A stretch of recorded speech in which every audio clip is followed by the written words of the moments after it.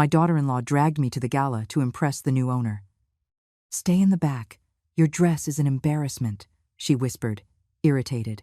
When the millionaire arrived, he ignored Harper's handshake.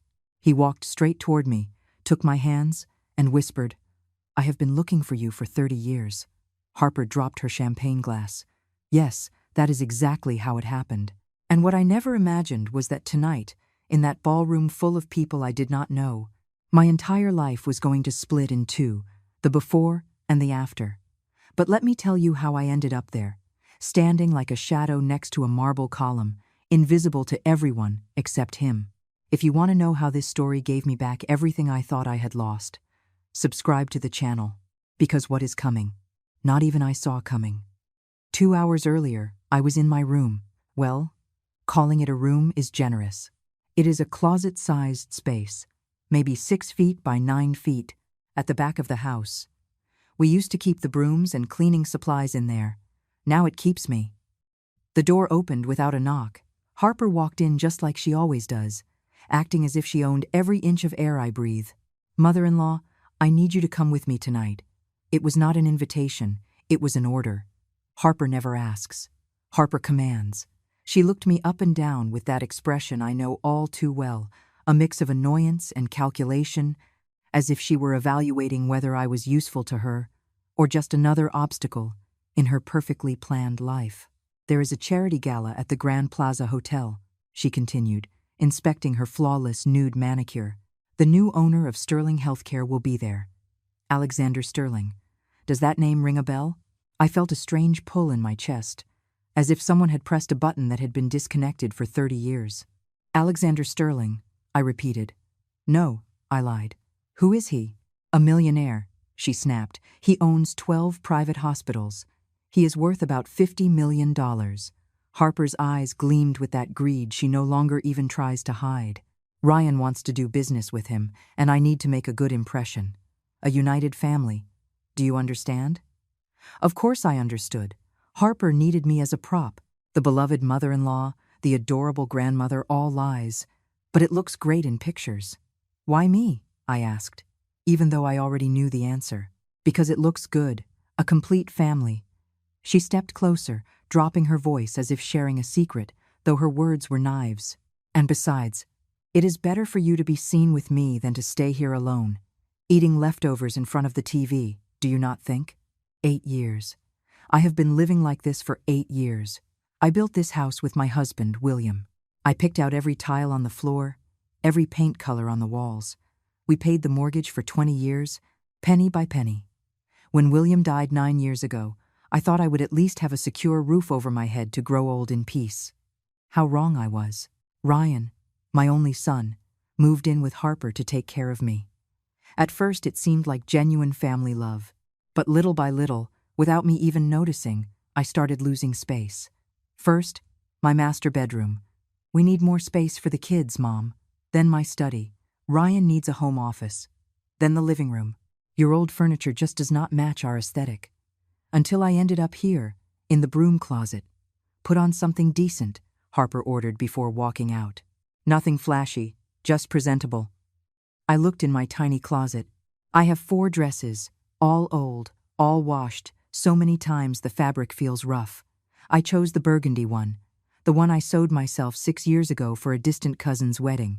I put it on in front of the foggy mirror I found in the trash 3 years ago.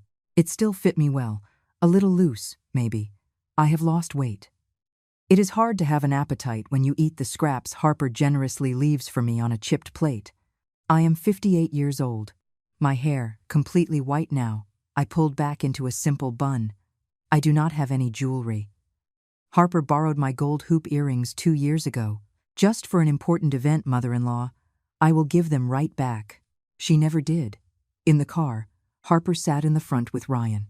I sat in the back, quiet, watching the streetlights of Winnetka pass by the window. The radio was playing. Ryan drove with intense concentration. Harper was checking her makeup in the visor mirror. "When we get there," Harper said without turning to look at me, "stay in the back. Say hello if someone speaks to you, but do not start any conversations. And please," she finally met my eyes in the rearview mirror, "your working-class accent is embarrassing. Less is more. Ryan said nothing. My son, who once defended me from kids making fun of him at school. My son, whom I nursed for a whole year. My son, who used to cry in my arms whenever he had nightmares. That boy died a long time ago. The man driving this black BMW is a stranger wearing his face. We arrived at the Grand Plaza Hotel, a massive limestone building with illuminated fountains and luxury cars lined up at the valet. Valets dressed in black opened doors. Women in designer dresses walked on sky-high heels. Men in suits that cost more than my pension for 3 months laughed with champagne flutes in their hands. I wore my homemade burgundy dress. Harper, of course, wore a black Versace gown with an open back. Ryan was in a charcoal gray Hugo Boss suit. Debt. It is all built on debt, but appearances are non-negotiable in Harper's world. Remember, Harper whispered as we walked in, her mouth so close to my ear I could feel her minty, malicious breath. Stay in the back. Your dress is, frankly, an embarrassment. She practically dragged me by the arm through the crowd until she left me by a marble column near the dessert tables, as if I were part of the decor or something to be hidden. And there I stayed, invisible. A 58-year-old woman in cheap burgundy fabric, adrift in a sea of Italian silk, until I saw him. A man walked across the ballroom, impeccable charcoal gray suit, silver hair at his temples, an elegant but unassuming posture. And that walk, oh my God. My hands started to shake. It could not be. Harper lunged toward him like a hawk on prey. I saw her extend her hand, flashing a perfect smile, introducing herself with that syrupy voice she uses to impress. But he did not even look at her. His eyes scanned the room, searching for something, and then they found me. Our gazes locked across a sea of 200 people, 30 years, and an ocean of pain. Alexander Sterling walked straight toward me. Harper tried to intercept him. She literally stepped into his path, blocking him with her Versace-clad body. Mr. Sterling, I am Harper Jenkins, Ryan Miller's wife. What an honor to finally meet you. My husband and I. Alexander sidestepped her as if she were thin air. He did not even glance down. His eyes remained fixed on me. And when he stood before me, when he was close enough for me to see the fine lines around his eyes, the gray hair he never used to have, the way his jaw clenched as if holding back an earthquake, he took my hands. Eleanor Davis. My name, my maiden name, the one I had not used in 33 years. After 30 years, his voice broke. Alexander Sterling, the millionaire owner of 12 hospitals, was trembling like a lost child. Behind him, I heard a crystalline shatter Harper's champagne glass crashing against the marble floor. But I could not take my eyes off Alexander, this man who once... 1994. Chicago General Hospital. I was 28. A night shift nurse in the emergency room. A new resident arrived, Alexander Sterling. 26 years old. Fresh out of Northwestern University with honors. A wealthy family from the Gold Coast. I was the daughter of a mechanic and a seamstress. I lived in a working-class neighborhood on the South Side. We had nothing in common, except everything. We fell in love between sutures and code blues, between watered-down coffees from the third-floor vending machine and 36-hour shifts. He taught me medicine. I taught him to see patients as people, not cases. 6 months later, he asked me to marry him on the hospital roof, offering a simple ring he bought with his first paycheck. I do not care what my family says, he swore to me. You are my future, Eleanor. But he did care, or rather, his family made sure he cared. A week after our engagement, Alexander vanished. He did not show up at the hospital. He did not answer calls. His apartment was empty. I went to his family's estate in Winnetka. His mother met me at the door. She did not even let me inside. Alexander is where he belongs, far away from little gold diggers like you. Forget him. You are not from his world. I waited. 2 months. 3. 6. Nothing. My father, furious over the shame I had supposedly brought to the family by getting involved with someone out of my league, arranged my marriage to William Miller, his widowed friend. 45 years old. I was 29. You get married in a month, or you get out of my house, he threatened me. I had no options. I had no money. I had nowhere to go. I married William on a rainy Tuesday in November of 1995, and I never heard from Alexander Sterling again. Until tonight. I looked for you, Alexander whispered, still holding my shaking hands. For years, Eleanor. I went to your house. I spoke to your father. He told me you got married, that you were happy, that you never wanted to see me again. I felt the floor shift beneath my feet. I looked for you too. I barely managed to say. But you disappeared. Your mother said. My mother. His face hardened. My mother sent me to London. A medical fellowship. She said it was a once-in-a-lifetime opportunity. When I came back 2 years later, it was already too late. Or so I thought. People were starting to stare. Whispers broke out. Harper marched over with Ryan hot on her heels. Mother-in-law, I think you should— I need to speak with Eleanor, Alexander interrupted, without even looking at her. Alone. She came with me, Harper hissed. She is leaving with me. For the first time in years, I felt something wake up inside me, something I thought was dead. No, I said. My voice sounded firmer than I expected. I am staying. Ryan looked at me as if I had slapped him. Mom, do not make a scene. This man is important for our business, and you are— and I am— I cut him off, looking him dead in the eye. Your mother, not your accessory. Alexander offered me his arm. The terrace? I nodded. As we walked through the paralyzed crowd, I heard Harper calling someone. She was probably already planning how to spin this disaster. But I no longer cared. Because on the hotel's private terrace, under the city lights we once shared in our dreams, Alexander pulled out his phone. I need to show you something. I found it 2 years ago, when my mother died. He showed me a photograph. An old, yellowed letter, with my name written in the handwriting I would recognize anywhere. I wrote you 47 letters from London, he said, his voice breaking. My mother intercepted all of them. She kept them, like trophies of her victory. I read the letter on the screen, dated March 1995. Eleanor, my love. They sent me away, but I will come back for you. Wait for me. No matter how long it takes, I will be back. You are the only real thing in my life. I love you. Always, Alexander. The tears fell before I could stop them. 30 years. 30 years believing he had forgotten me. 30 years married to a man I did not love. 30 years of a life I never chose. And now what? I whispered. Alexander wiped my tears away with a tenderness that broke my soul. Now, he said, I need to know everything about those 30 years. And Eleanor, I need you to know something else. He paused. He looked at me with an intensity that made me tremble. I did not come to this gala by chance. When I saw your name on the guest list as Eleanor Davis Miller, I did some digging, and what I found out about how they treat you— his jaw clenched. Your daughter-in-law and your son are going to learn that some debts are collected in very unexpected ways. I got back home past 2 o'clock in the morning. Alexander had insisted on driving me, but I asked him not to. Not yet. I needed to face this alone. I needed to see with my own eyes how far my own flesh and blood had gone. The living room was lit up. Harper and Ryan were waiting for me, sitting on the Italian leather sofa they bought with money they never had. Sit down, Harper ordered. I did not sit.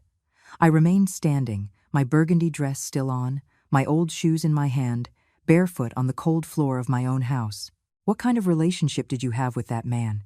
Ryan's voice sounded strange, accusatory, as if I were the criminal.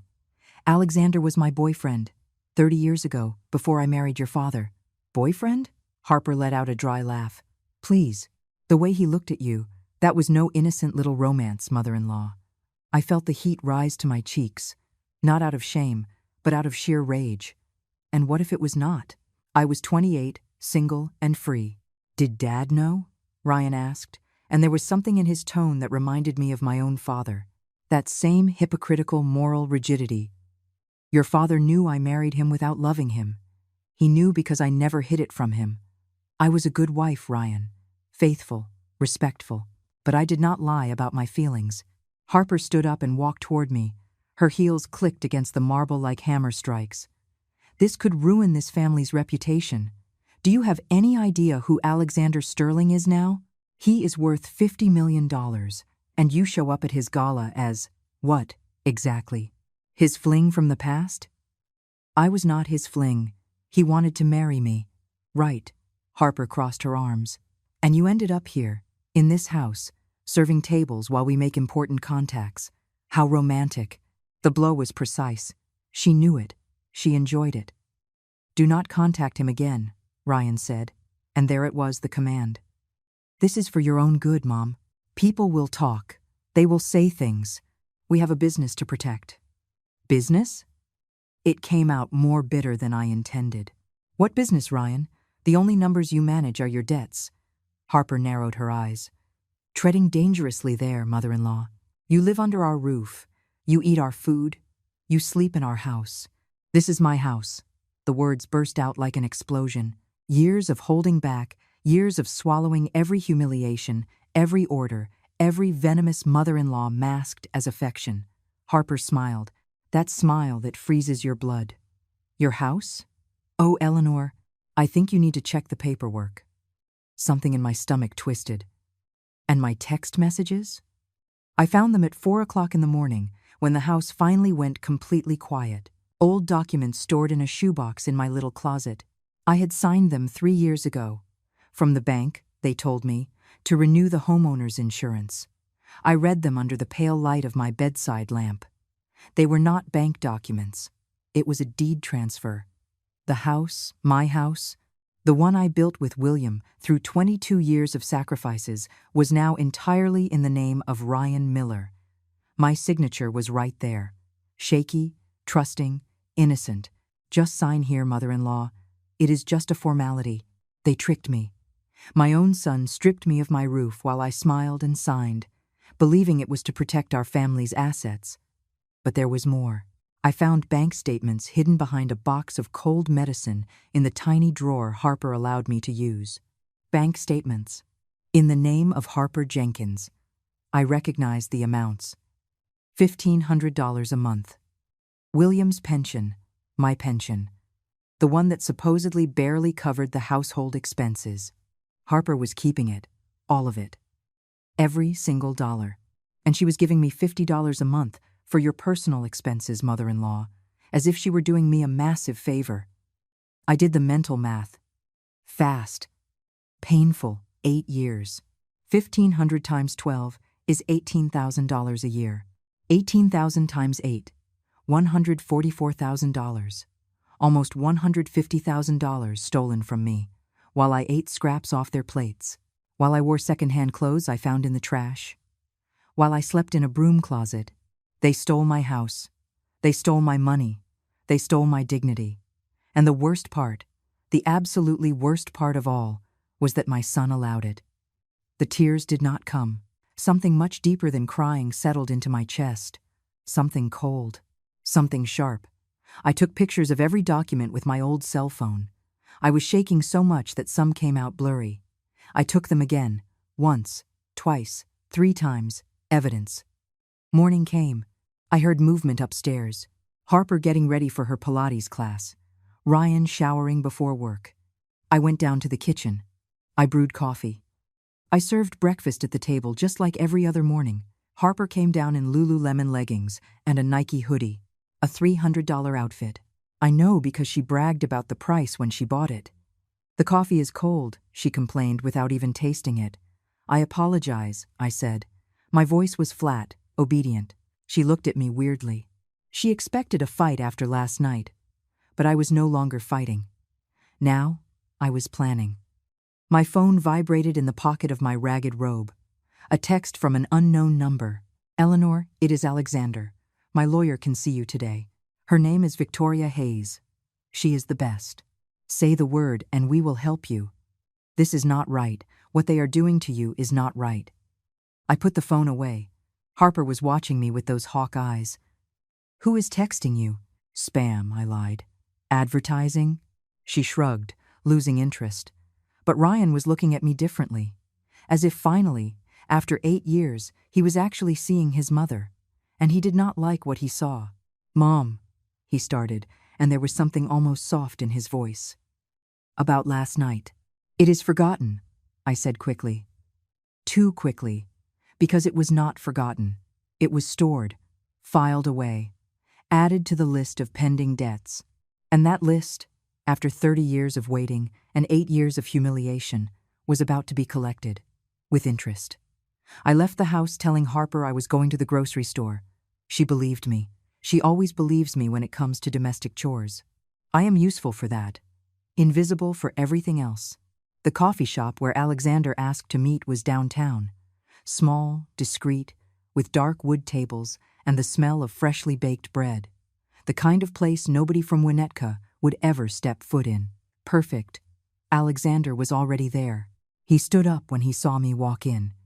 That automatic gesture of chivalry that men of his generation still keep. Next to him was a woman in her 40s. Gray tailored suit, hair pulled back, a leather briefcase, and intelligent eyes that evaluated me in 2 seconds flat. "Eleanor, this is Victoria Hayes, my attorney, the best in asset fraud cases." Victoria extended her hand. Firm, professional. "Mrs. Miller, it is a pleasure. I am sorry we are meeting under these circumstances." We sat down. Alexander ordered coffee for everyone. Victoria pulled a tablet from her briefcase.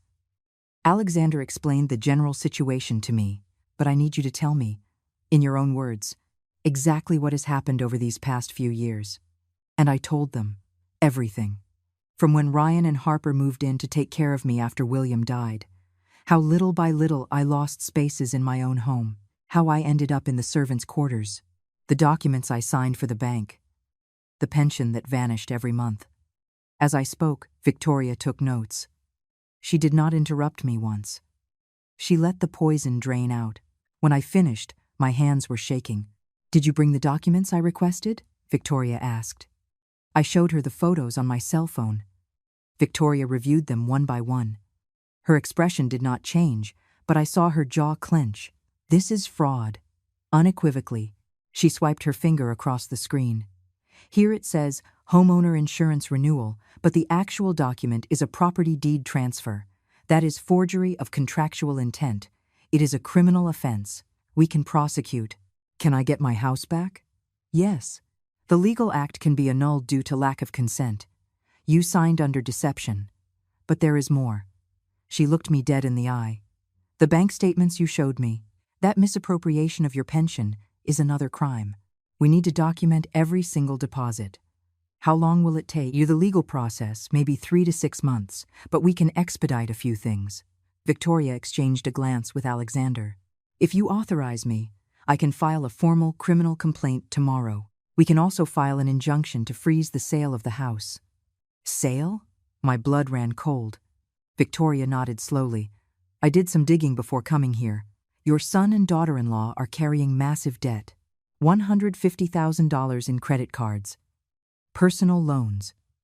The house is appraised at $800,000. For them, it is the easy way out. They would sell your house to pay for designer bags and trips they documented on Instagram, faking a life they did not actually have. There is something else," Victoria said hesitantly. "I found a recent transaction. 6 months ago, Harper Jenkins took out a personal loan in your name, Mrs. Miller. $25,000. From Chase Bank. That is impossible. I have never gone to a bank with her. She did not need you to go. She forged your digital signature on the paperwork. She used copies of your ID." Victoria turned the tablet toward me. "Do you recognize this signature?" It was my signature, or something very close to it, but I had not made it. "Everything is digital now," Victoria explained. "They scan a previous signature and replicate it." "Did you ever sign anything in front of her?" "The insurance papers. It had all been prep work for this. They stole my house. They stole my pension. And then they signed off on debt in my name." "Where is that money?" My voice sounded hollow. "According to the bank records, it was used to pay off older credit card debt in Harper's name, and for the down payment on a BMW that your son drives. The black BMW Ryan premiered 6 months ago, the one he bragged about on Facebook as the fruit of my hard work and dedication. Bought with stolen money, in my name." Alexander took my hand across the table. He said nothing. He did not need to. "Mrs. Eleanor," Victoria closed her tablet, "I understand this is a lot to process, but I need you to understand something. What they are doing to you is not just a lack of respect. It is financial abuse. It is exploitation. It is a felony. And you have every right to defend yourself. What if I do not want them to go to jail? The words slipped out before I could think them through. Ryan is my son, my grandchildren are learning from their parents that it is perfectly fine to abuse vulnerable people. Alexander interrupted gently but firmly. Is that what you want to teach them? I thought of Chloe, of Ethan, of how they looked at me when I served the dinner table, as if I were a piece of furniture. I shook my head. No, I do not want that. Then you have to act, Victoria said. Not out of vengeance, for justice, for dignity, and frankly, ma'am, for survival. Because if they sell that house, where do you think they are going to leave you? I did not have to ask. I already knew. The Shady Pines State Facility. The government-run one. The one that smells like bleach and being forgotten. Harper had mentioned it to me once, as a joke, when I spilled juice on her Italian sofa. Careful, mother-in-law. One more mistake, and I am shipping you off to Shady Pines. It was not a joke. It was a promise. What do I have to do? I asked. Victoria smiled. First time I had seen her smile. First, I need you to sign an authorization for me to represent you legally. Second, we are going to request certified copies of all the house deeds. Third, she pulled out a tiny digital recorder. I need you to document everything. Every conversation, every command, every humiliation. The truth always wins, Mrs. Eleanor, but it needs evidence. I took the recorder. It fit in the palm of my hand. And in the meantime? In the meantime, Alexander said, act normal. Do not let them know that you know. Smile, obey, but record. Photograph, document. Can I stay with you? The question came out desperate. Just until this is over, I cannot bear it. No, Alexander squeezed my hand. I know it is hard, but if you leave now, they will scramble. They will sell the house. They will destroy evidence. You need to stay there, just a little while longer. He was right.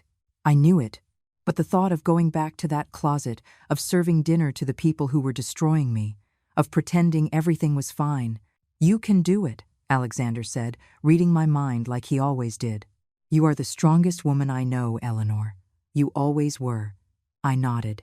I signed the papers Victoria gave me. I hid the recorder in my grocery tote bag. And I went back home with fresh vegetables and fresh lies. Because now, I had secrets too. And secrets, when kept well, turn into weapons. 3 days after my meeting with Victoria, I found the courage to confront Ryan. I waited for him in the kitchen after Harper left for her yoga class. My grandchildren were at school. The house, for the first time in weeks, was totally quiet. Ryan came downstairs looking for coffee. He stopped when he saw me sitting at the table, the printed bank statements laid out in front of me. Mom, what are you doing up so early? We need to talk. Something in my tone put him on alert. He poured his coffee slowly, buying time. Did you know Harper keeps my pension? The mug stopped halfway to his lips. Mom, you live here without paying rent, without paying utilities. The food is your scraps, Ryan. I eat what you leave behind.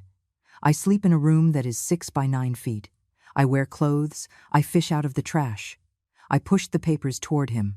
$1,500 a month for 8 years. Where is that money? He sat across from me. For a fleeting moment, I saw guilt in his eyes. But only for a moment. Harper manages the household expenses. It is just more efficient this way. More efficient? A bitter laugh escaped me. Ryan, you hand me $50 a month. Like you are my boss, tossing me a tip. You do not work, Mom. You do not generate income. I worked for 30 years as a nurse. I paid for your college tuition. That was money your father left specifically for your education. That was your obligation as a mother. The words hit me like a slap to the face. Obligation, I repeated slowly. When Harper left you in 2019, who comforted you for 6 months? When she was pregnant with Ethan and could not move, who took care of her? When Chloe had chicken pox, who stayed awake for 3 nights straight? Was that my obligation too? You are the grandmother. I stared at him, really looked at him. I did not recognize the man sitting across from me. The little boy I used to heal with a mother's kisses was dead. In his place sat a stranger with my father's cold eyes. Your obligation now, he continued, is not to embarrass us. The incident with Alexander Sterling, it was not an incident. Alexander was my boyfriend. You were an engaged woman. I was single. I was free. I had the right to. You have no right to anything that damages this family. The front door opened. Harper had come back earlier than expected. She walked into the kitchen, taking in the scene in a split second, the papers on the table, my tense posture, Ryan's expression. What is going on here? Mom found the bank statements, Ryan said. Harper did not even blink. She poured herself a glass of water from the fridge, calmly. Since we are being so honest, she said, turning to me, let us speak plainly, mother-in-law. You are here because I pity you.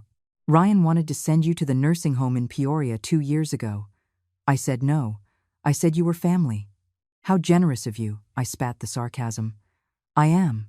She stepped closer, leaning against the counter. We could kick you out tomorrow. Legally, this house belongs to Ryan. You do not have a single dime to your name. Because you stole everything from me. Watch your words, Eleanor. First time she had used my actual name without that venomous mother-in-law. Defamation is a crime too. Ryan stood up. Enough, Mom. If you cannot be grateful for what you have, maybe Harper is right. Maybe it is time to look at other options. Other options? Like the Shady Pines facility? Harper smiled. I see you have been doing your research. Something inside me broke, completely. I stood up, trembling, and walked upstairs to my little closet. I shut the door, I leaned against it, and then I saw it. The shoebox where I kept my things was out of place. Someone had moved it. I opened it with shaking hands. Inside, at the very bottom, where I kept my memories of William, I found something I had never seen before. A manila envelope, old, yellowed. I opened it. Letters. Dozens of letters, all addressed to me, all in Alexander's handwriting. Dated between 1994 and 1996.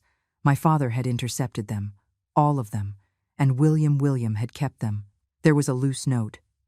William's handwriting. Undated. Eleanor, if you are reading this, I am already dead. Forgive me. Your father offered me your hand in exchange for these letters and my silence. I accepted because I loved you selfishly. You were a good wife, but I know you never loved me the way I loved you. You deserved a choice. I stole that choice from you. I am sorry. Tears fell onto the paper, blurring the ink. My entire marriage had been a lie, a transaction. My father sold me. William bought me. And I never had a voice. I read the letters, one by one. Alexander writing from London. Desperate, confused, begging me to answer, saying he would come back, that he loved me, that I should wait. The last letter, dated December 1996, was different. Eleanor, your father finally agreed to see me. He told me you are happy with your husband, that you are expecting a child, that you never truly thought of me. I do not know whether to believe him, but if it is true, if you chose that life, I respect your decision. I just want you to know that you were real to me, the only real thing. I will love you always, even in your absence. Goodbye, Alexander. Ryan was born in October 1997. My father lied to Alexander. He told him I was pregnant before I actually was, just to ensure Alexander would never return. My bedroom door burst open.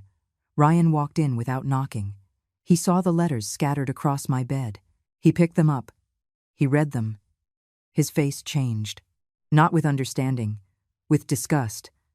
So you did cheat on Dad. What? No. I never knew. In your heart you were always unfaithful. You were always thinking about him. Ryan, your father hid this from me. My father forced me to. I always knew you did not love Dad. His voice grew louder. I always knew, and now I get why. You were obsessed with your rich, true love. That is not fair. I was a good wife, faithful. I always. And now what? He cut me off. Are you going to leave us for him? Are you going to humiliate us publicly? Harper appeared in the doorway. She heard everything. "Give me those letters," she ordered. "No." But Ryan was already walking toward the living room. I stumbled after him, begging. He turned on the gas fireplace. The flames flared to life. "Ryan, please, they are the only thing I have left of." He threw the letters into the fire. One by one, I screamed. I tried to pull them out. I burned my fingers. Harper grabbed me. The letters turned to ash while I sobbed. "This never existed," Ryan said, watching the flames. "You are William Miller's widow, period. And if you cannot accept that, you really need to seek professional help." He walked away. Harper let go of me. I stayed kneeling in front of the fireplace, watching Alexander's final words turn into smoke. My son had just burned 30 years of the truth. And in that moment, kneeling on the cold floor of my own home, surrounded by the ashes of my past, I made a decision. I would no longer try to win my son back. I would win my life back. And if Ryan ended up on the wrong side of that decision, so be it. Because some betrayals cannot be forgiven. They are simply overcome. I did not sleep that night. I sat on my narrow bed, staring at the ashes I had scooped out of the fireplace. I put them in a glass jar. I do not know why. Maybe as a reminder of how far my own flesh and blood would go. Or maybe as fuel for what was coming. At 6 a.m, I picked up my phone. My fingers still hurt from the burns. I typed, "Alexander, I accept your help, all of it." The reply came in 30 seconds. "Sending you the address, see you in 2 hours." The coffee shop was different this time. More private. Alexander had rented out an entire back room. Victoria was already there, with more documents, more evidence, more options. But before we talked about laws and lawsuits, Alexander hugged me. It was the first real hug I had received in 8 years. I broke down. I cried against his chest while he held my head, whispering words I could not quite understand, but felt in every cell of my body. "It is over. It is over. I am here." When I could finally speak, I told them everything. The burned letters, Ryan's accusation, the way Harper held me back while my history went up in flames. Victoria took notes with suppressed fury. "That is destruction of evidence," she said. "And obstruction, they are digging their own graves." "But the letters do not exist anymore," I whispered. "The physical letters do not. But I have photographs of all the ones my mother kept," Alexander said. "They are evidence of the original interception, and they prove the context of why you entered that marriage under duress." He showed me his phone. There they were. Every letter photographed, archived, preserved. "She never threw anything important away," he explained. "When I found those letters 2 years ago, I knew they would matter someday." Victoria leaned forward.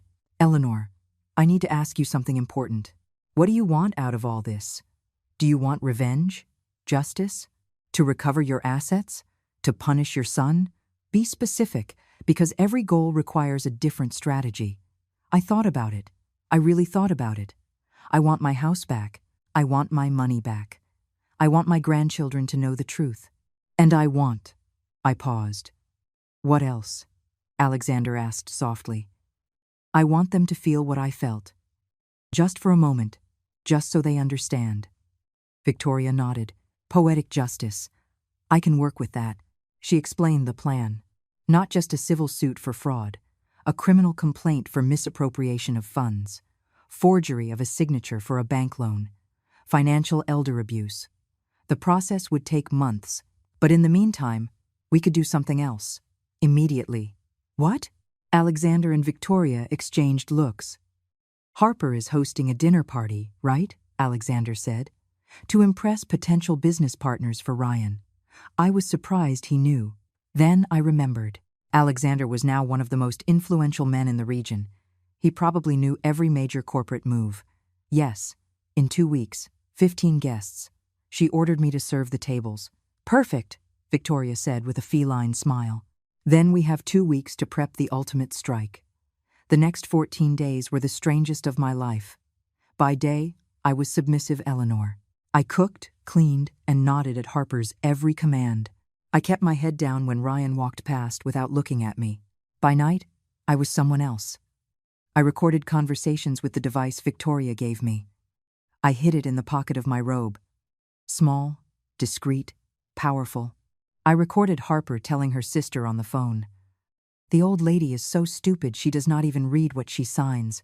We already have everything in our name. I recorded Ryan talking to a real estate agent. We want to sell as quickly as possible. My mother can go live with some relative. We had no other relatives. I photographed documents when they left the house, bank statements they left on the table, receipts for purchases on cards they were not supposed to have. And I learned. Victoria taught me how to read legal documents. Alexander explained how the financial system worked. I felt like a student again, absorbing knowledge that was giving me back my power. Knowledge is armor, Alexander told me one afternoon, while we drank coffee in our secret spot. The more you know, the harder it is for anyone to trick you again.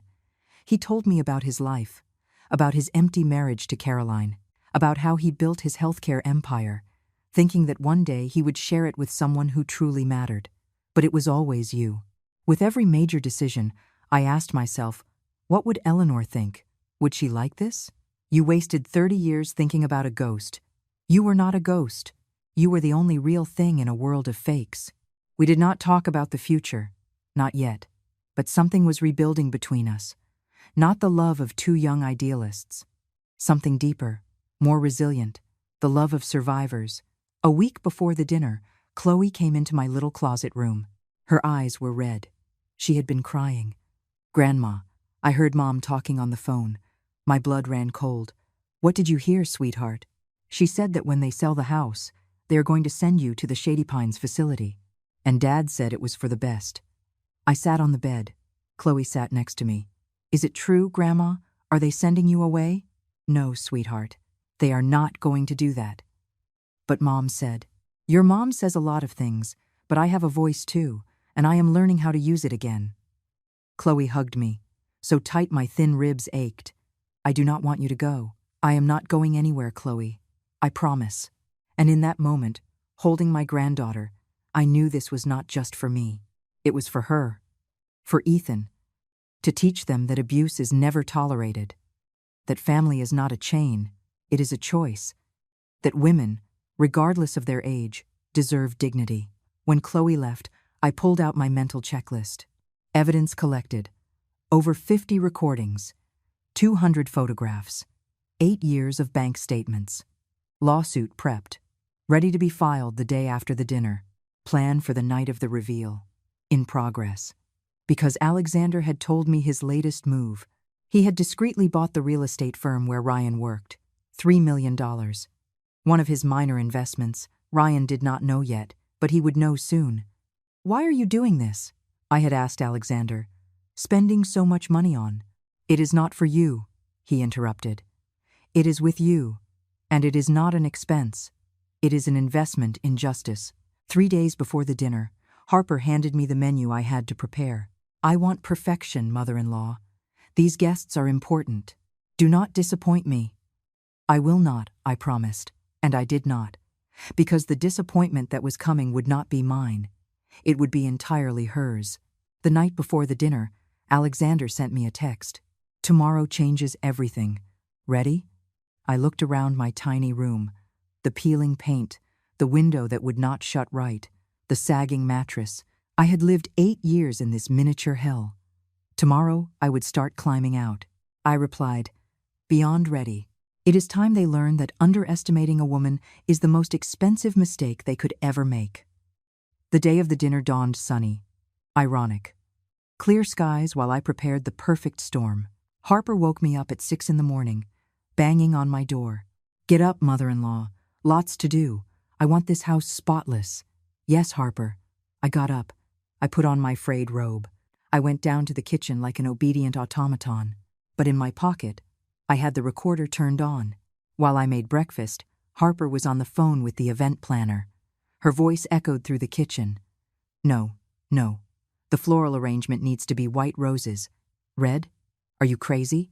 That looks tacky." Yes. I know it costs $1,000 more.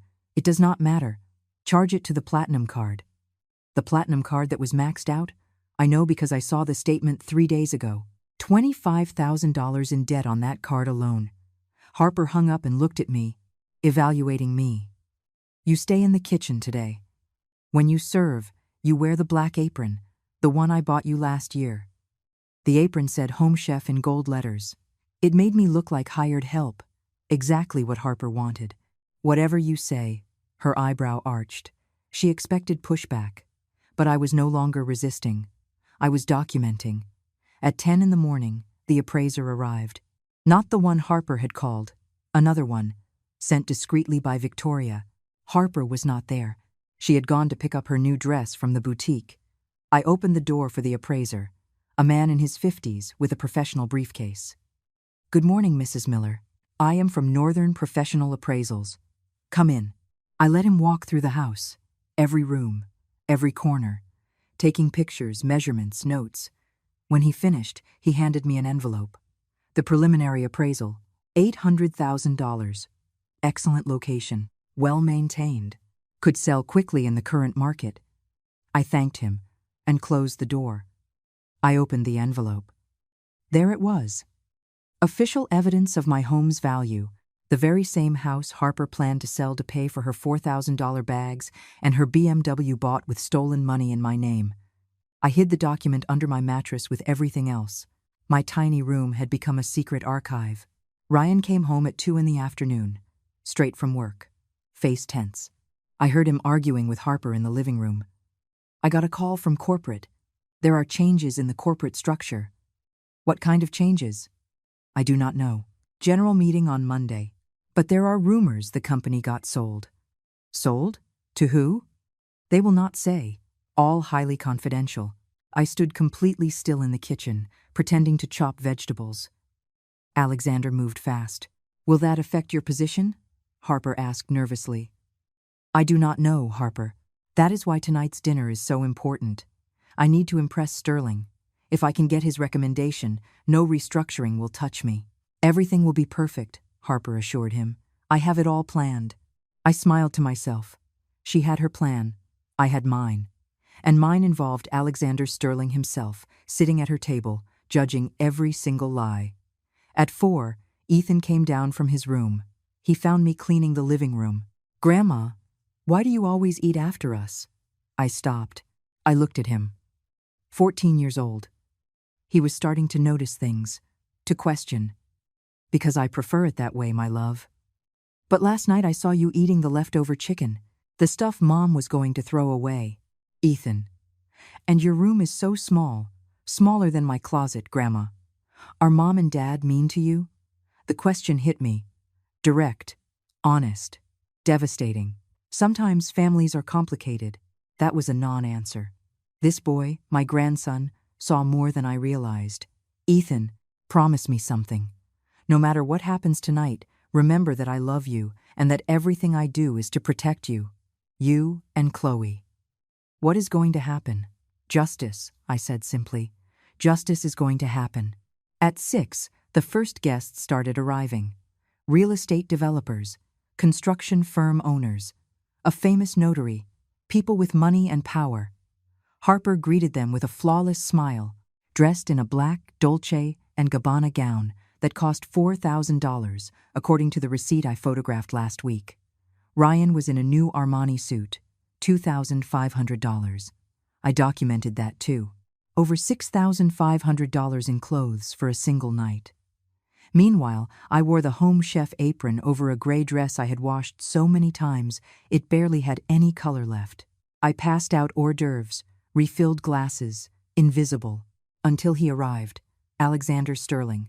Charcoal gray suit, elegant without being flashy. He walked into the foyer, and Harper practically ran to greet him. "Mr. Sterling, what an honor that you accepted our invitation." Alexander shook her hand. "Polite, distant. Thank you for including me, Mrs. Miller." Ryan mentioned his mother would also be present. Harper hesitated. "Oh yes, of course. My mother-in-law is helping in the kitchen." "Helping?" Alexander arched an eyebrow. "Is this not her house?" The silence was delicious. "Well, technically. I would like to say hello to her." It was not a request, it was a polite demand. Harper, totally thrown off, gestured for me. I stepped out of the kitchen. Apron on, hands damp from washing dishes. Alexander walked right up to me. "Mrs. Eleanor, what a pleasure to see you." He took my hands, a gesture that did not go unnoticed by anyone in the room. "The pleasure is mine, Mr. Sterling," I said softly. Harper watched us like a hawk, calculating, worrying. "Would you care to sit with us during dinner?" Alexander asked, turning to Harper. "I would love to chat with Mrs. Eleanor. We share mutual acquaintances from years ago." Harper smiled, forced, tense. "Of course. Although, mother-in-law, would you not prefer to stay in the kitchen? You must be exhausted." "Not at all," I answered before Alexander could insist. "I would love to join you." Harper's eyes shot daggers. Ryan appeared, looking nervous. "Mr. Sterling, please allow me to introduce you to." "We were introduced at the gala last month," Alexander interrupted. "In fact, I had a very interesting conversation with Mrs. Eleanor that night." Ryan went pale. "Mr. Sterling, my mother sometimes misinterprets situations." "Misinterprets?" Alexander looked him dead in the eye. "What is there to misinterpret about 30 years of shared history?" The room froze. Other guests started paying attention. Harper tried to salvage the moment. "Well, let us move to the dining room. Dinner is served." We sat down. Harper had meticulously planned everything. She sat at the head of the table, Ryan to her right, Alexander, of course, as the guest of honor to her left. And me? I was supposed to stay in the kitchen, but Alexander demanded they set a place for me right next to him. "I insist. Mrs. Eleanor sits with me." Harper could not refuse without looking incredibly rude in front of her VIPs. I sat down. For the first time in 8 years, I sat at the dining table in my own house, as a guest, not a servant. And as the waitstaff Harper had hired served the first course, Alexander leaned toward me and whispered so quietly only I could hear, "Let the show begin." The dinner started with apparent normality, polite conversations about the real estate market, Ryan trying to impress with data he likely memorized that morning, Harper smiling, the perfect hostess, controlling every detail. But I felt the tension, like a steel cable about to snap. Alexander ate calmly, tasted the wine, made appropriate comments about the home's decor. "Beautiful property," he said, looking around. "How long have you lived here?" "We bought it 6 years ago," Harper lied without blinking. "Interesting." Alexander took a sip of his wine. "Because according to public records, this house was purchased in 2003 under the names of William Miller and Eleanor Davis Miller." Harper's fork stopped in midair.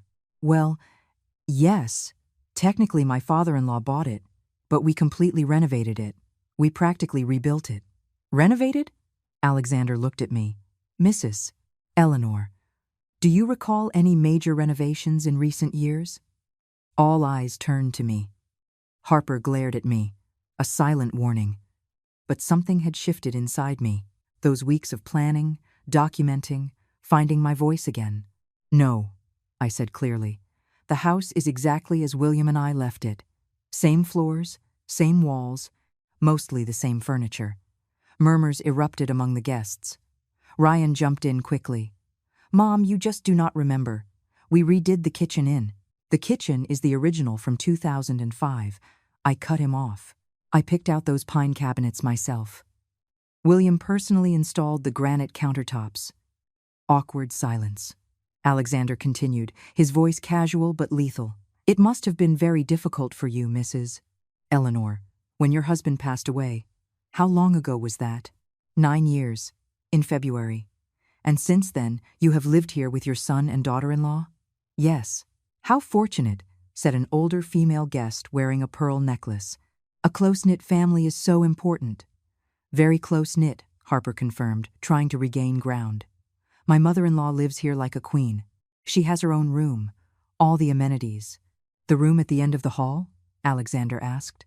"The one that measures roughly 6 by 9 feet?" Harper choked on her wine. "Aye. How do you know that?" "I like to stay informed on properties I am interested in." Alexander dropped the bomb with absolute calm. "In fact, Mrs. Miller, it is my understanding that you are considering selling this house. Is that correct?" Ryan turned white. "Mr. Sterling, that is. Confidential information." "Not really." Your real estate agent spoke with my people last week.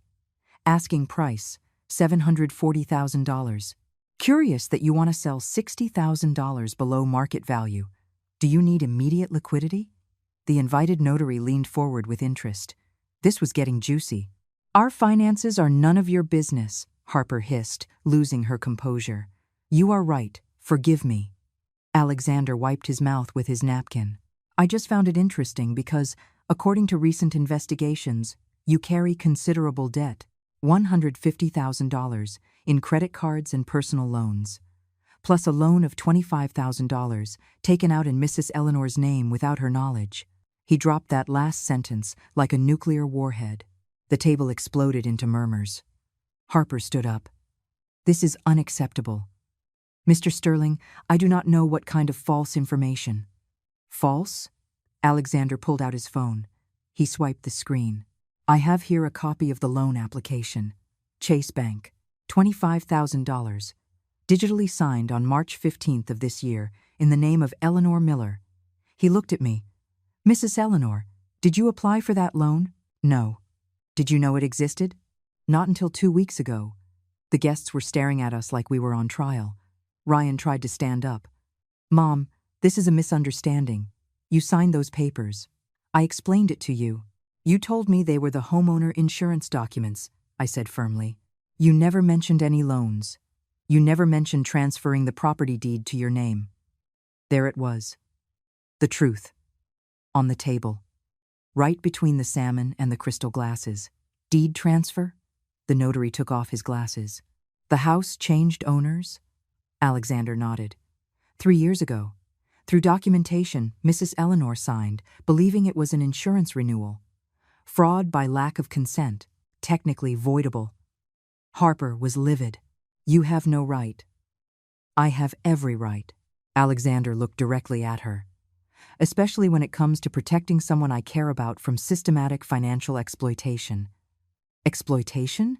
Ryan tried to sound outraged. My mother lives here rent-free without paying any bills.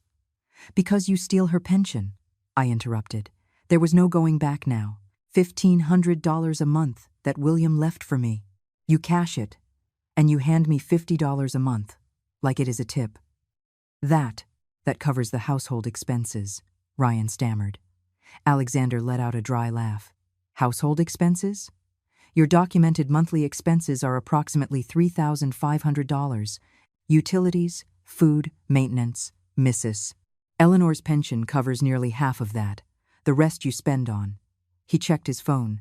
Designer handbags, expensive restaurants, and minimum credit card payments. One of the female guests stood up. This is highly uncomfortable. I believe we should. Wait, Alexander said. There is more. And I think everyone here, especially as potential partners of Mr. Miller, deserves to know exactly who they are dealing with. Harper was shaking with rage. Ryan, get him out of my house. Your house? Alexander arched an eyebrow.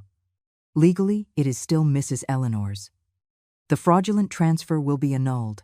In fact, he checked his watch. The lawsuit was filed this afternoon. You should receive official notification on Monday. The world stopped spinning. Ryan looked at me. He really looked at me. Mom, you filed a lawsuit? Yes. My voice did not shake. Against both of you. For fraud, misappropriation, forgery, and financial abuse. Abuse? Harper let out a hysterical laugh. We gave you a roof and food. You gave me a servant's closet. You fed me leftovers. You stole my pension for 8 years. You stripped me of my house through deception.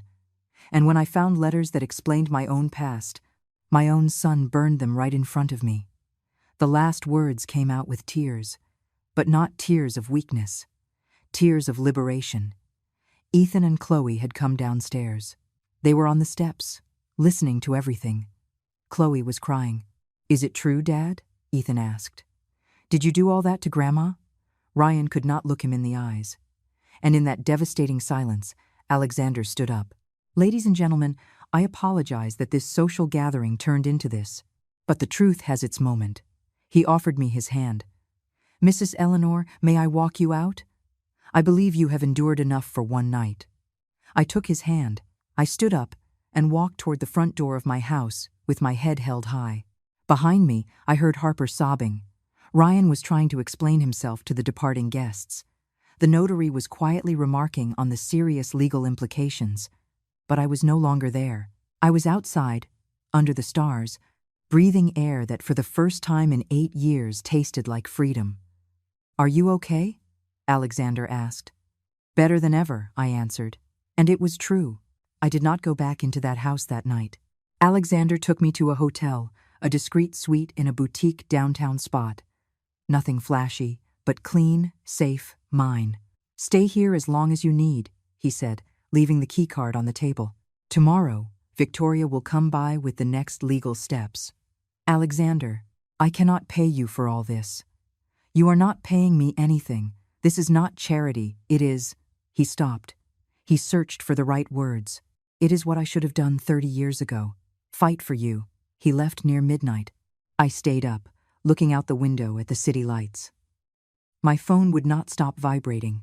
Calls from Ryan, texts from Harper, 27 missed calls in 2 hours. I answered none of them. At 2 in the morning, a text came from Chloe, using Ethan's phone. "Grandma, are you okay?" "Mom is crying. Dad is breaking things. I am scared." I replied immediately. "I am fine, my love. You and Ethan will be fine too. I love you both. This is not your fault." "Why did they do that to you? Sometimes adults make terrible mistakes, but you guys are going to learn not to repeat them. I miss you. I miss you too. I will see you soon. I promise." I put the phone away.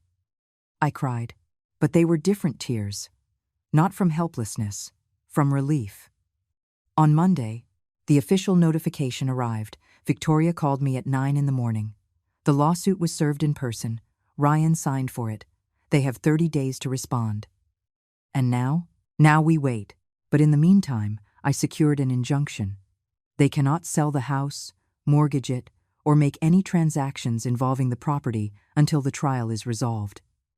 How long could it take? If they do not settle, 4 to 6 months for the first ruling. But Eleanor, Victoria paused. It rarely goes to trial. When the evidence is this overwhelming, there is usually a settlement. I do not want a settlement. I want justice. I understand, but brace yourself for the pressure. They are going to try to emotionally manipulate you. She was right. That afternoon, Ryan showed up at the hotel. I do not know how he figured out where I was. Probably tracked my phone or bribed someone. I went down to meet him in the lobby. I was not going to let him up into my safe space. He looked different, disheveled, deep circles under his eyes, unshaven. "Mom, please, we have to talk." "Talk, right here." "Not here, upstairs, in private. Here is perfect." I crossed my arms. "What do you want?" He crumbled. He literally collapsed into one of the lobby armchairs. "This is a disaster. The partners backed out. My boss called me this morning. They suspended me while they investigate my ethical standing." He looked up. "Mom, they are going to fire me. You should have thought about that before stealing from me." "It was not me. Harper managed everything. I just signed where she told me to. Just like me, right? The difference is you knew what you were signing." "I did not know we were hurting you that badly," I thought. "I thought you were fine, that you liked helping out with the house." "Helping?" A bitter laugh erupted from my chest. "Ryan, I slept in a room where we used to keep mops. I ate the scraps your wife was going to throw in the garbage. You gave me $50 a month while you stole $1,500. How could I possibly be fine?" I know that now." But Harper said, "Harper, Harper, Harper." I cut him off. "When are you going to take responsibility for your own choices? You are a 34-year-old man, not a child." 34. I didn't even know the exact age of my own son. The sadness hit me. "Do you see what we lost? Not just money or properties. We lost this. The connection, the mutual respect." Ryan covered his face with his hands. "Harper wants a divorce. She says this is my fault, that I ruined everything." Part of me felt a sense of satisfaction. Poetic justice, watching his marriage collapse the way mine did under pressure. But another part, the part that was still a mother, felt pain. And the kids? Confused, scared. Ethan will not talk to me. Chloe cries all the time. You should have thought about them first. I know. He lifted his head. His eyes were red, puffy. Mom, what do you want? The money? I will pay it back. The house? I will give it back. Just drop the criminal charges. Please. If I get a criminal record, I will not be able to get a job anywhere. How much money do you actually have to give back to me, Ryan? Silence. Exactly, you have nothing. You burned through almost $150,000 of my pension, plus $25,000 from the fraudulent loan. Where are you going to get that money? I can pay in installments. I will get a job. I will pay little by little. Over how long? 10 years? 20? I am 58 years old, Ryan. I do not have 20 years to wait. He stood up. He walked toward me. He tried to take my hands. I stepped back. Do not touch me. You lost that right when you burned Alexander's letters. I was angry, jealous that you had a past without Dad. It was stupid. It was not stupid. It was cruel and revealing. I looked him in the eyes. I saw who you really are that night, and I did not like what I saw. I can change. Maybe, but not for me. You have to change for you, for your kids, and most importantly, because it is the right thing to do. So there is nothing I can do? No way to fix this? I thought about it. I really thought about it. There is one thing. Whatever it takes, the complete truth, a written statement of everything you both did, every document you made me sign under deception, every dollar you misappropriated, the conversations about selling the house and sending me to a home, everything. Harper will kill me. Harper is already leaving you. What else can she take from you? I was right, and he knew it. If I do that, will you drop the criminal charges? I am not promising anything, but I will consider it, depending on how thorough your confession is. He nodded in defeat. I will do it. Give me 2 days. You have one, tomorrow at noon. A written statement, signed, with witnesses. Victoria will send you the legal requirements. He dragged his feet as he walked away. A broken man. And I stayed there, in the lobby of a hotel that was not my home, feeling something strange. It was not victory. It was grief. I was burying my son, the one I raised, the one I loved unconditionally. That son was dead. Maybe he had been dead for years, and the man who was left had to learn how to be human again, if he even could. That night, Alexander called me. How are you holding up? Surviving. That is already more than I was doing a month ago. You are right. Alexander, will it ever stop hurting? Yes, but not today. Today it still hurts, and that is okay. The pain means you still care. It means you did not turn out like them. Thank you. For what? For seeing something in me that I had forgotten, that I am worth fighting for. You always knew that, Eleanor. You just needed to remember it. We hung up. I looked at my reflection in the dark window. A 58-year-old woman. White hair. Honestly earned wrinkles. But different eyes. Eyes that sparked. For the first time in 30 years, I liked what I saw. Ryan followed through. The next day, at 11 in the morning, he arrived at Victoria's office with a manila envelope. I was there. Victoria insisted I witness everything. Ryan looked even worse than the day before. Same wrinkled clothes, smelling of cold coffee and despair. He pulled out the papers. 10 handwritten pages, shaky handwriting, but legible. Victoria read them in silence. I just watched my son. This is very thorough, Victoria finally said.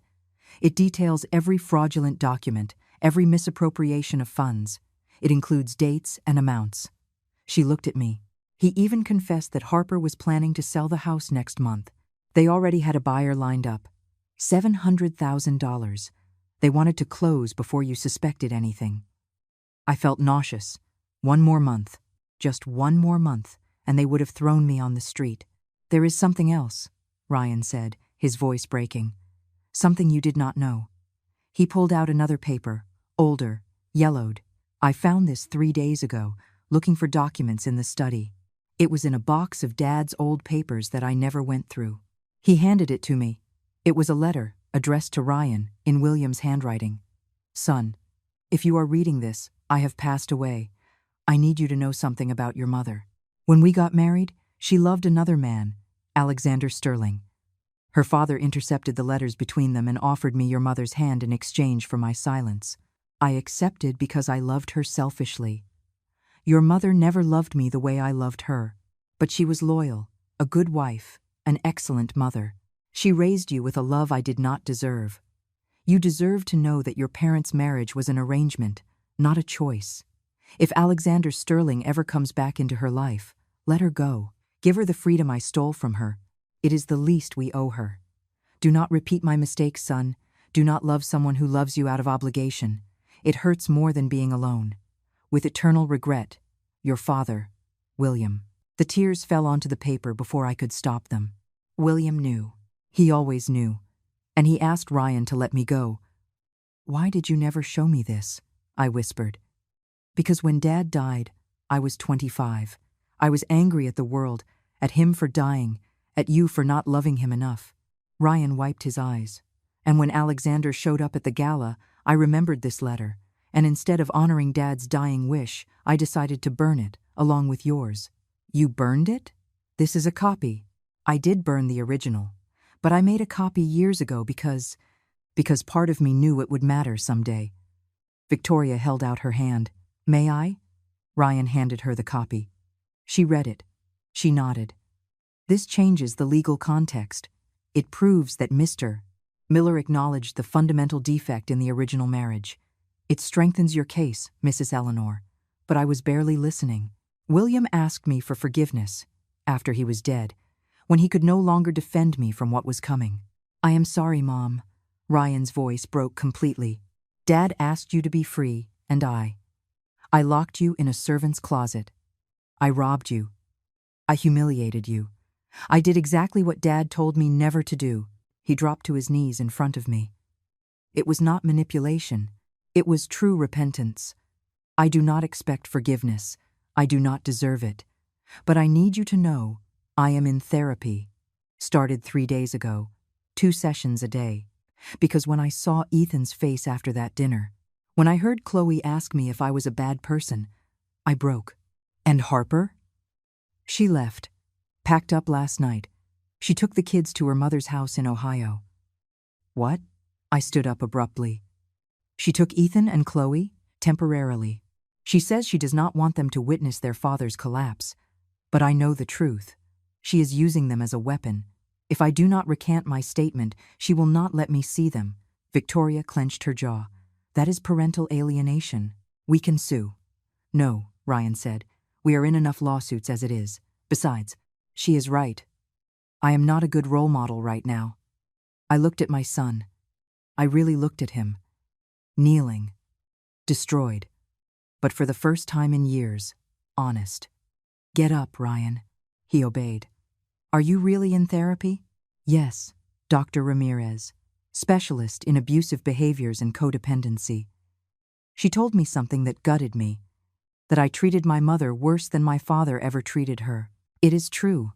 I know, and I am going to carry that for the rest of my life.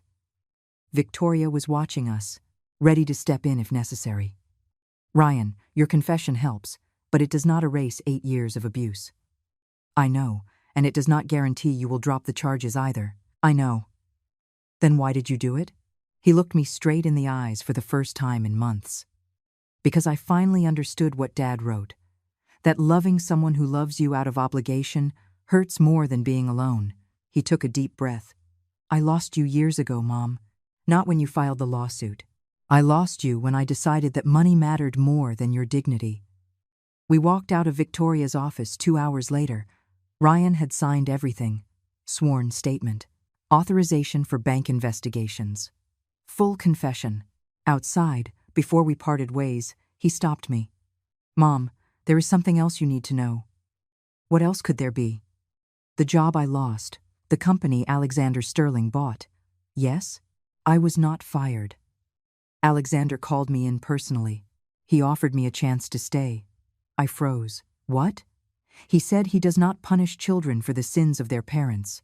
But if I stayed, it would be under strict conditions. Base salary only.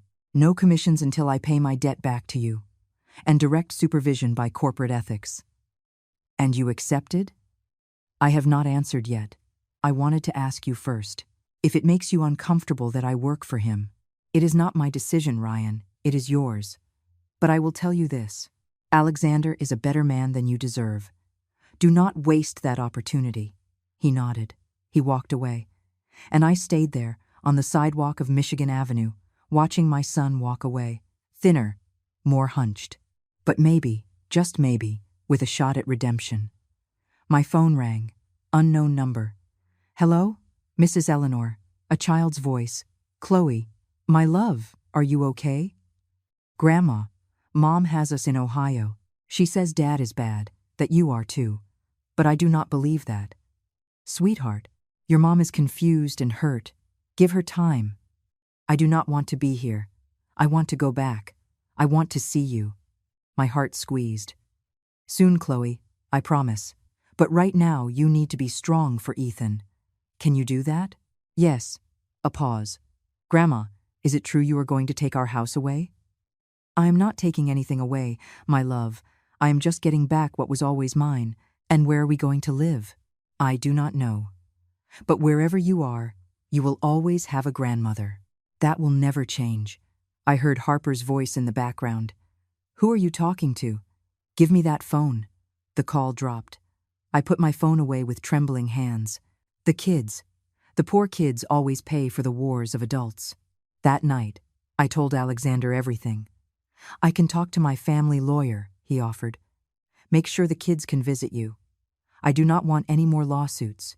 There has been enough damage. Then what do you want? I want my house, my money, and the peace to rebuild whatever is left of my family. Does that include Ryan? I do not know. Ask me in 6 months. Alexander smiled. Sad but hopeful. You know what is ironic? I spent 30 years looking for you, and when I finally found you, you were broken. But even broken, you are stronger than most. I do not feel strong. Nobody strong ever feels strong. They just act despite the fear. He was right, as always. 4 months. The legal process took 4 months that felt like 4 years. Hearings, documents, testimonies. Every week, new evidence came to light. Every week, Harper and her lawyers tried to discredit something, but Ryan's confession was unassailable. And the recordings I had collected myself were devastating. Victoria played them in the main hearing. Harper's voice filled the courtroom. The old lady is so stupid she does not even read what she signs. We already have everything in our name. When we sell, we leave her at Shady Pines and move to a better apartment. The judge, a man in his 60s with thick glasses, clenched his jaw. Harper tried to explain. I was angry. I said things I did not. Mrs. Jenkins, the judge interrupted. There are 17 similar recordings. In all of them, you demonstrate full knowledge of the fraud. In some, you actively plot to expand it. Harper went pale. Her lawyer, who charged $5,000 per hearing according to Victoria's research, asked for a recess. It did not help. The verdict came on a rainy Tuesday in June. I was sitting next to Victoria, Alexander on my other side, Ryan alone, 3 rows back, Harper and her lawyer up front, staring at the floor. The judge read for 20 minutes. The summary: fraud proven, misappropriation confirmed, forged signature verified. Consequently, the judge said with a firm voice, the property located in the wealthy suburbs of Winnetka is fully restored to its original owner, Eleanor Davis Miller. I felt like I could breathe for the first time in months. Furthermore, the defendants must restitute the amount of $170,000, a sum that includes the pension stolen over 8 years, the fraudulent loan, plus legal interest. Harper sobbed audibly. You have 30 days to vacate the property. Payment of the debt will be made through a payment plan supervised by this court, or through asset seizure if you fail to comply. The gavel hit the block. Court is adjourned. Outside the courtroom, Harper intercepted me. Smeared makeup, wrinkled dress. Nothing remained of the flawless woman who showed off designer bags. I hope you are happy, she spat. You destroyed your own son. I did not destroy him, Harper. You two destroyed yourselves. Ryan is going to lose everything. The kids are going to grow up hating you. The kids are going to grow up knowing that abuse has consequences. That is a better lesson than anything else. You are a... Careful, Alexander interrupted, appearing at my side. You are on public property, witnesses everywhere. Do you really want to add defamation to your list of legal issues? Harper glared at me, but she walked away. Ryan approached slowly. Mom, I need to ask you something. What? $170,000. We do not have it. Harper spent it all. If they seize our assets, we are literally on the street. And? Could you? Could you consider reducing the debt? Or extending the deadlines? Whatever it takes. I looked at him for a long time.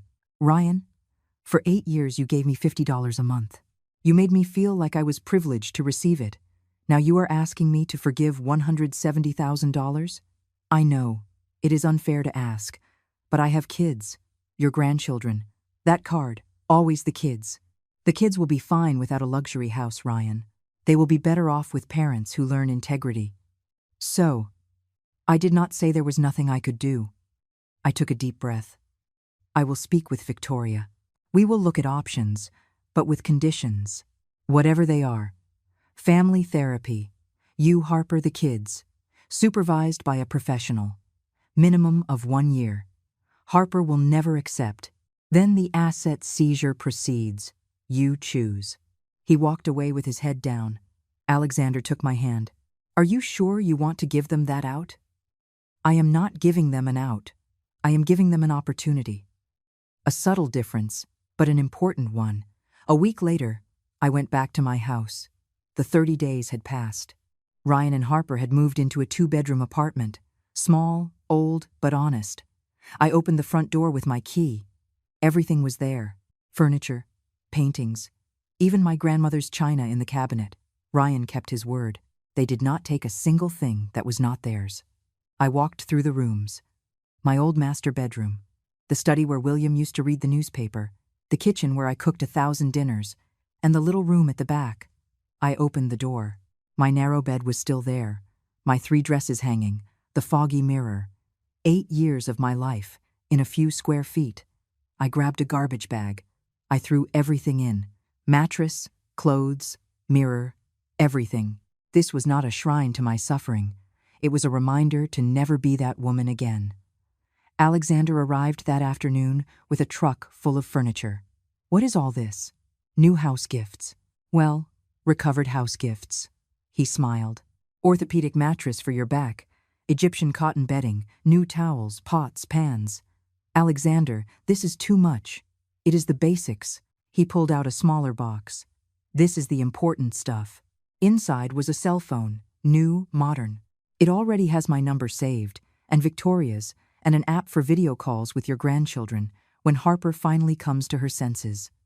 I broke down. I hugged this man who waited 30 years and showed up exactly when I needed him most. Thank you. For everything. Do not thank me yet. The best is still to come. What could be better than this? Living. Actually living. That comes now. He was right. The next few months were about rebuilding. Not just the house. Myself. I hired an interior decorator. I painted the walls. I changed the floors. The house had the same structure, but it felt different. It felt like mine.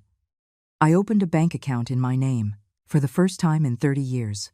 I controlled my own money. The pension came directly to me, $1,500 a month. After paying utilities, food, and basic expenses, I had almost $1,000 left over. $1,000 that were mine, to spend however I wanted. I bought books, new clothes, shoes without holes in them. I went out to restaurants with Alexander, not fancy places. Cozy diners where the coffee was good and the conversation was better.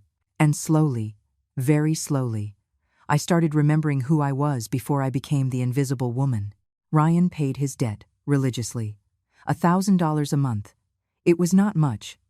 At that rate, it would take him 14 years to pay off the $170,000. But it was consistent and honest. He worked for Alexander now.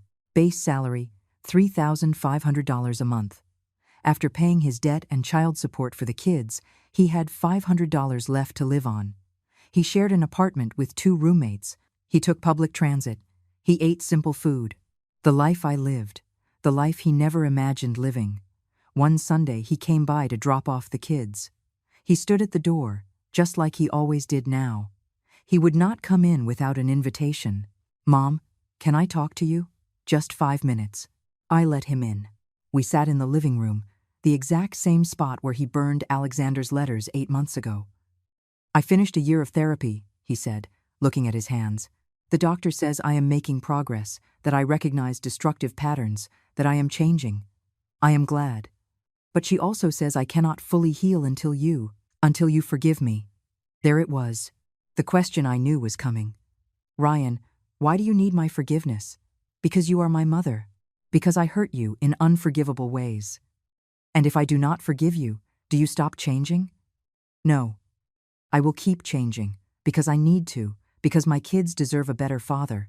But," his voice cracked, "but I will die knowing I lost you, and that destroys me more than losing the house or the money." We sat in silence. "I am not here to ask you to forget," he continued. "I know that is impossible. Just know that every day I wake up with regret. Every night I go to sleep with shame. And I would give anything to turn back time. We cannot turn back time." "I know." He looked up. His eyes were red, but there were no tears. "That is why all I can offer you is this. The rest of my life trying to be the son you deserved. It will not erase what I did, but maybe someday, when I am your age, you can look back and think that I at least tried to fix it." I stared at him. This man who was once the baby in my arms, the boy who ran to hug me after school, the teenager who defended me from other people's judgment, he had died. But maybe something new was being born. "Ryan, I do not know if I can forgive you. Not yet. The damage ran too deep." He nodded, bracing for rejection. "But," I continued, "I can do something more important than forgiving." "What?" "I can give you a chance, day by day, visit by visit, to prove to me that the change is real." "Does that mean?" "It means the road is long, son, but I am willing to walk it. Not because you deserve it, because I deserve peace, and carrying hatred does not bring me peace." He stood up. He hesitated. Then he stepped closer slowly. "Can I?" I nodded. He hugged me, timid at first, then tighter. And for the first time in years, I recognized my son in that embrace. Not the one who stole from me, the one I raised. He was still in there, buried under layers of greed and manipulation. But he was there. That night, Alexander and I had dinner at my house. I told him about Ryan, about the hug, about the mess of feelings. "Do you think it is manipulation?" I asked. "What do you think?" "I think he is trying, truly. But I also think I need to protect myself. Both things can be true." We finished dinner. We washed the dishes together. A tiny domestic intimacy I never had with William. While I was drying a glass, Alexander spoke. "Eleanor, there is something I have wanted to ask you for months." "What?" "Do you and I have a future? Or are we just healing wounds from the past?" I set the towel down. I looked at him. "What do you want?" "I want everything. Waking up together. Shared coffees. Arguing about nonsense. Growing old by your side." He took a deep breath. "I want the 30 years they stole from us, and the 30 we have left. Alexander, I am 59 years old. Wrinkles, gray hair, a complicated past and a relationship with my son that I am barely just rebuilding. And I am 61. Knee surgeries, chronic insomnia, a bitter ex-wife, and 2 adult kids who barely speak to me." He smiled. "We are a perfect disaster, Eleanor, but we are a disaster that understands each other." I laughed, my first genuine laugh in months. "What are you proposing?" "Nothing rushed, just stop pretending this is temporary. Accept that we are building something real, like a senior citizen romance, or whatever works for us." I kissed him. Soft, slow, a kiss that tasted like coffee and second chances. "Okay," I whispered, "let us build something real, And right there, in my recovered kitchen, with Alexander holding my face in his hands, I knew something for certain. It is never too late to choose happiness. I started at 58. When are you going to start? 18 months after that gala where everything changed, I married Alexander. It was not a flashy wedding. A private ceremony in my backyard. 25 guests. The closest ones. Victoria was there. Megan from Eleanor's house. Some of the women we had helped. Ethan and Chloe were my ring bearers. And Ryan, sitting in the third row, clapping when Alexander kissed me. He was not the father giving me away. It was not a movie reconciliation. But there was mutual respect, rebuilt penny by penny, apology by apology, month by month. That was enough for today. Harper did not attend. She had moved permanently to Ohio. She worked selling insurance. A modest salary. A simple life. The kids visited her every other weekend. The relationship was tense but existent. Some damages are never fully repaired. They are just managed. I wore a simple ivory dress. No pure white at 60 years old, but elegant, dignified. Alexander, light gray suit, the same shade he wore that night at the gala. When they pronounced us husband and wife, I did not feel the obligation I felt with William 34 years ago. I felt choice, free, conscious, mine. 32 years, Alexander whispered as we danced. 32 years since our first kiss on the hospital roof. It was worth the wait. Really? I would not change a thing, I lied. He knew me better. You would change a lot of things. Me too. But we are here now. That is what matters. He was right, as always. Eleanor's house grew. In a year and a half, we assisted 43 women, 43 stories just like mine. Daughters who stole pensions. Grandchildren who took properties. Partners who manipulated finances. We recovered over $1 million in stolen assets. But more importantly, we recovered voices. Women who walked in hunched over, staring at the floor, apologizing for existing. They walked out standing tall, looking straight ahead, knowing their worth. Alexander donated another $300,000 to expand the facility. We now had 3 lawyers, 2 psychologists, a social worker, and I coordinated everything.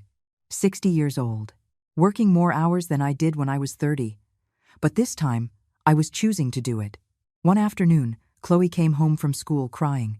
15 years old now, a teenager navigating her own complicated world. Grandma, my teacher asked why I do not have pictures of my parents' house on social media. She said it looked like I was embarrassed of them. I sat her down in the kitchen. I poured her some hot chocolate. Are you embarrassed? No, it is different now. The small apartment. Dad takes the bus. Mom is not here. And does that make you unhappy? Sometimes I miss how it used to be. The big house, the trips. Chloe, do you know how all of that was paid for? With Dad's job. No, with stolen money. From me, from your family. Her eyes widened. She knew the story, but maybe she never connected it like that. That big house was built on lies. Those trips were paid for with my pension.